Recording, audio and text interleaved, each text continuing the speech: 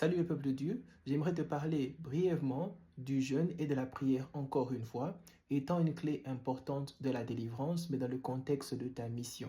Lorsque tu viens sur terre, tu es un ambassadeur de Christ sur terre, donc depuis ta naissance, tu as une mission. Et l'une des choses que les chrétiens commencent à perdre orientation sur, c'est la raison pour laquelle ils sont ici.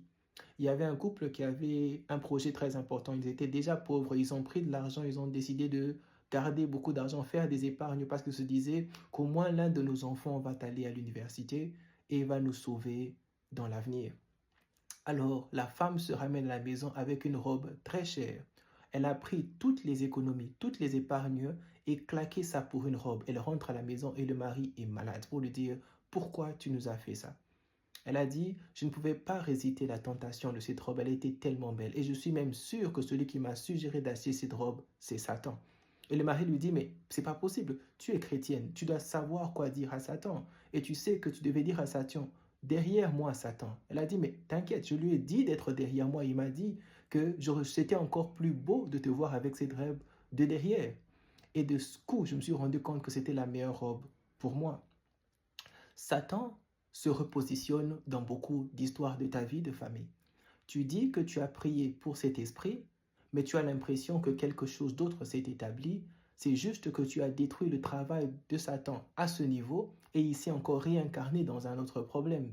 Ce n'est pas nouveau. Jésus passe 40 jours et 40 nuits sur la montagne en train de prier et la tentation évidente, c'était le pain parce que Jésus avait faim. Mais ce n'est pas là où le diable se limite. Il se rend compte que je peux m'arranger pour lui proposer quelque chose d'alternatif qui peut lui donner l'impression de réussir alors qu'il est dans la distraction et il emmène dans le temple.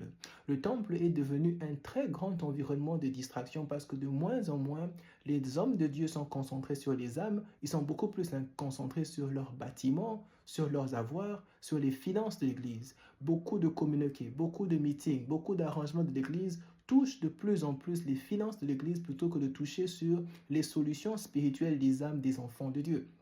Et c'est là qu'un pasteur devient suicidaire, où est-ce qu'il est à la tête d'un temple, il décide de sauter et de faire ce qu'il veut parce que Dieu va me sauver n'importe comment. Même si je suis en train de mislead les peuples de Dieu, Dieu va intervenir pour moi.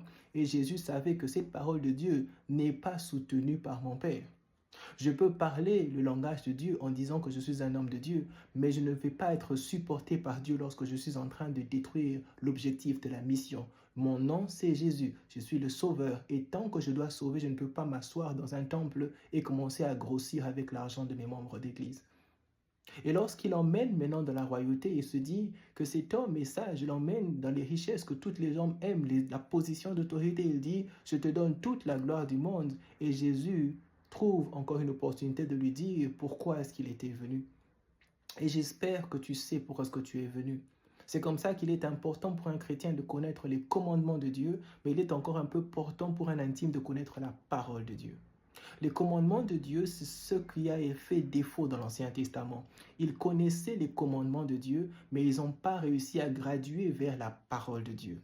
La parole de Dieu, c'est une personne. C'est comme un parent et un enfant. Est-ce que tu aimes tes enfants parce que la police va t'arrêter ou bien parce que la police a dit qu'il faut aimer ses enfants ou bien tu aimes tes enfants parce que tu as une relation avec eux. C'est comme ça que lorsqu'on parle de la parole qui s'est faite chair, on essaye d'insister que cette parole est une personne. Et la personne de Christ te donne la raison pour laquelle tu le fais parce que tu as une intimité avec lui. Et du coup, parce que tu es intime avec tes enfants, tout ce qu'ils te disent, tu fais. La parole de ton oncle et la parole de ton père n'ont pas le même poids dans ta vie. Lorsque ton père te parle, ça résonne différemment que lorsque ton oncle te parle. C'est parce que tu donnes de la valeur à la parole parce qu'elle est attachée à qui l'a dit. Mais un commandement, il est standard. Un commandement, c'est plus militaire.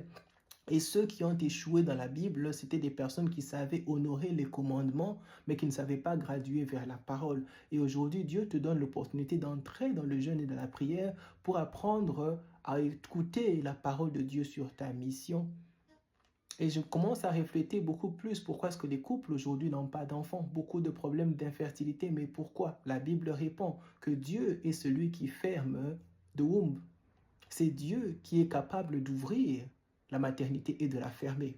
Mais pour l'ouvrir, il fallait que Anne entre dans le temple pour dire à Dieu, pourquoi te donnerais-je des enfants? Donc ce n'est pas entrer dans un jeûne pour demander des enfants, c'est sortir du jeûne ayant dit à Dieu à quoi serviraient les enfants, que tes enfants seraient des solutions. Lorsque Anne a prié, c'est parce que dans le temple de Dieu, il y avait des personnes perverses qui étaient en train de pervertir le temple de Dieu.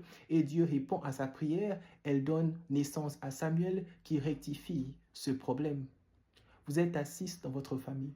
Quel est ton investissement spirituel pour la délivrance de ta maison et de ta famille si ce n'est que matériel?